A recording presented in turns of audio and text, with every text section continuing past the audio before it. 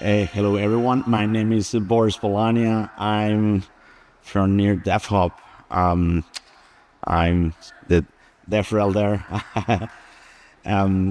Since we have a bounty about AI, I'm going to talk today about AI. How we can, some ideas based on, it's a different approach about how AI can be integrated, or how blockchain and AI can collaborate to fix some of the issues with governance, and it's based on existing research from several professors and some of my own personal research on complexity and collective decision making. So let's go start with it. So where this is mostly about the issues with DAOs, right? How we can, where are the issues in DAOs, right? So basically, when the time comes to vote, when the time comes to members of a governed body comes to express their opinion through vote, it becomes really tricky, especially in blockchain, when the eligibility to vote is not as clear as in a standard democracy, right? So far, the prevailing view is that voting, the issues with voting is mostly a technological limitation. When technology is that the frameworks or ideas that exists today are not good enough and doesn't cover or are missing something. That's the reason that some people look at things like, quadratic voting and say, if we implement this quadratic voting or any other mechanism or technology, it will fix or enhance or fix some of the issues that we have with, direct democracy. But some of the research that exists right now seems to point in another direction, right? And that direction is, voting, you can fix some of the voting mechanisms or something like that, but the issues are different, right? The issues can be a little more fundamental, and it has to be about how collectives make decisions, how group of people take decisions together, right? So there is we can think, right, that how AI can improve that, right? How we can use machine learning or artificial intelligence to help people or to bypass people when the time comes to make a decision making, right? So instead of just trying to use AI or computers in general to fix the actual voting, let's fix or let's improve how we make decisions together, right? So that's So there are in collective decision making, and this is based on a specific set of research, like people like Mirta Galesic and Santa Fe Institute, mostly complexity science. There are two issues with collective decision making, right? One is the echo chambers, right? These are the things that arrive with people are with similar views and band together, right? They tend to create positive feedback loops, so they limit the exposure. If I'm inside this echo chamber, I'm less exposed to other kind of information, right? So I immediately tend to create factions, right? And when there is lack of diversity, the decision making is less effective and is less critical, right? It becomes more automatic. That's the reason, like in many democracies, when when someone is inside the decision, the echo chamber, they tend to vote simplistically. They just listen and vote. They cannot afford to be very critical because they are inside an echo chamber, and the echo chamber, doesn't let them go astray of the whatever idea is inside the chamber. The second issue with the collective decision maker, information cascades.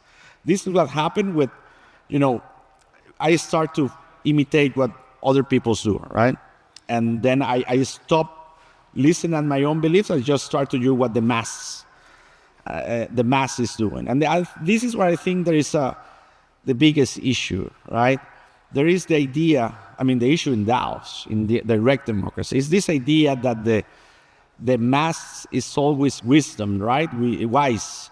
So we always hear about the wisdom of the masses. So some of this research point to the idea that the mass is wise sometimes, and other times is not wise, and it depends on how complex is the decision they want to make. So the more complex the decision, the less wise is the mass. So the information cascades, prioritize conformity, right? So that's something I think is one of the issues we have in many DAOs, is like people don't care. So they either vote to whatever they feel, easy to understand, or they just rely the voting to someone else, right? So how DAOs, how automation can actually help with this, right? So this is the first point, is what I've been talking about. I just talked about. Like the collective decision making, there is a trade-off, and in between especially in human decision making, there is a trade-off between how complex is the decision we need to make, and how many people need to be making that decision. And this research tends to comes in that direction. The more complex the decision, the less people you need making it. So what's the balance, right? Because the idea of DAOs, of direct democracy, is the more people participate. So automated governance, can present some models that, by increasing transparency and accountability, can improve that balance about how everyone that is part of the DAO can vote, and still don't let the meaning of the vote dilute. So specifically for these issues, how we can use AI. So first, we can try to have a better vision of who is voting, not as an individual, but as a group, as a network, right? If we can understand the topology of the network that people is voting, then we will be able to pinpoint some areas that there are being, clustering, and then the homogeneous beliefs start to grow. The positive feedback loop start to arise, right? So we can use AI to understand the ecosystem of who is voting, so help to reduce the echo chambers. LLMs can be specifically useful for this. Then we need AI can also help us to understand some of the language that is being used to, for example, to write proposals, or to vote for proposals, or against proposals. We can also use it to provide verifiable records of whatever is happening in the blockchain. And this is a very important in the AI, in the model. If we can, one of the issues with AI models is the people tend to think, so there are black boxes, we don't know what is happening in there. But using AI, we can actually let the people understand how the machine learning, or how the autonomous agent actually take a specific decision. And then we can use AI to weight the access of the value that specific sources add to the models that are making the decision. So these are four of the basic basic things that in order to fix with the echo chambers and with the cascades, AI can be used. So during Build Asia 2024, that is yesterday, Mario Boss from Mesari, he mentioned that one of the use cases that is being accepted for AI and crypto is that AI agents can help the managing DAOs, right? So she said that based on some research from Bayumi and Shima from Oxford. But making the AI to become the governor, it has its challenges, right? So there are two main issues with the AI. First is as it is right now, is centralized, right? So whoever like ChatGPT or whatever, they are running that, they own the storage, they own the governance, the ownership, they own the whole model, right? And you have no access to the training data. You don't know how the model was developed, or you don't know exactly which data was used. That opens a lot of space for biases. The other issue is that AI is permission, right? Even if there were a way to know what is in these, models, the permission is blocked. So if they give you access, you will be able to see it, but then you will be able only to use whatever is in there while you've had access. So they can later, take you out. They can ban you. They can censor you, right? So that's an issue, because if I'm creating an autonomous agent that becomes, the governor of a DAO, and I don't know if later I won't have, I'm fine when I have access, but I don't know if later I will have access, is an issue of trust. So these are the main two issues with using models for governance, right? It's also the issues for many other areas, but for governance are very specific, right? So using centralized and permission agent infrastructure will not fix the issues with existing governance, right? And we need decentralized and permissionless models, right? So what that actually means, right? So we can try to create a specific models or infrastructure to fix some of these issues. For example, we can create opinionated delegation agents that basically are trained on data from the DAO and can take delegation for other members of the DAOs, and that can be fine-tuned for a specific. Like last week in a hackathon, one of the team created one that can be configured so the agent was more greedy or more socially oriented. So the agent will take delegation from other members of the DAO and eventually will vote based on the training data and how it was configured. The idea is everyone will know which data was used to train the agent. So that's one of the ways we can do this. Then we can use, we can train the models using some kind of privacy preserving methods like FHE, like they just talk about it, or federated learning.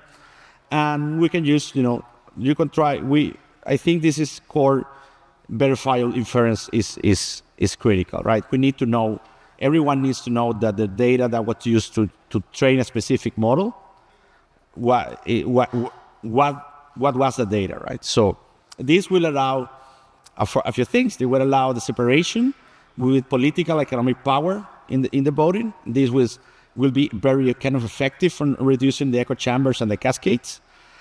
It will allow us to do network analysis and still preserve the privacy of the members of the network. We will be able to create a governance that is trustable, that everyone trusts.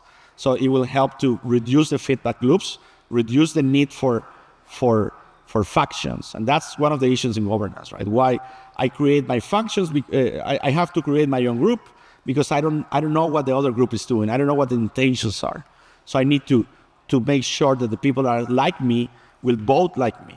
So, and if we have these models to be permissionless, everyone will be able to run it and test it and prove it in their own environments, and make sure that it's actually trustable.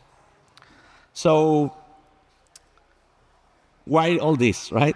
So we want you in this hackathon to think about this a little, right? So the main idea of this bounty is, help an AI overlord to establish fair governance, right? So there are many ways you can do that, right? There are here some examples that you are not limited to do this, but it's something that we want you to explore. For example, you can decide an autonomous AI-driven government that focuses on transparency, on flexibility, right? You can use LLMs to automatically respond on vote on DAO proposals. That's another example that we have seen, right? You can use AIs to autonomously write or interact or deploy smart contracts. And we would need you to make it multi-chain, right? We want you to use near chain signatures, or so you can from near run interact with governance or smart contracts or whatever is what you're doing in another L1, L2 on Ethereum. I think you can use Ethereum or Optimism or the ones you can use. So this is the general idea of the bounty. As I mentioned before, the examples we have seen is this kind of agents that can be fine-tuned and can receive a delegation to vote in DAOs. We have seen some use on, with this case it will be hard, but use the data availability to allow members of the DAO to understand what kind of data is being used to train a model. But this is the general idea of one with achieve. The bounty, I think, is $10,000. And yeah, this is the general idea of this bounty. So what is you need help, right? The DevHub, here we are the Devrel from NEAR. We are here. Jose is there. Raise your hand if you are hacking with NEAR, not only in this bounty. Mike did a presentation about the other bounties. If you're using the chain abstraction bounties or any technical question, you can use BOSS too. Whatever your user, we can help. We have some technical people here, but we have technical people remote. So if it's very dark and an issue, we should be able to help you fix it here. So there are not only for the AI bounty, but all the bounties we have in there. So we'll be here most of the hackathon, but the time we are not going to be here, we have a Telegram group for the hackers. It's only for this hackathon, and you'll be interacting with the team here. And we have also remote people to answer questions. So hopefully we will be able to provide you with support during the entire hackathon. So please join the Telegram group. There we will be constantly posting information about documentation. We already fixed a couple of bugs. We are giving the NFTs.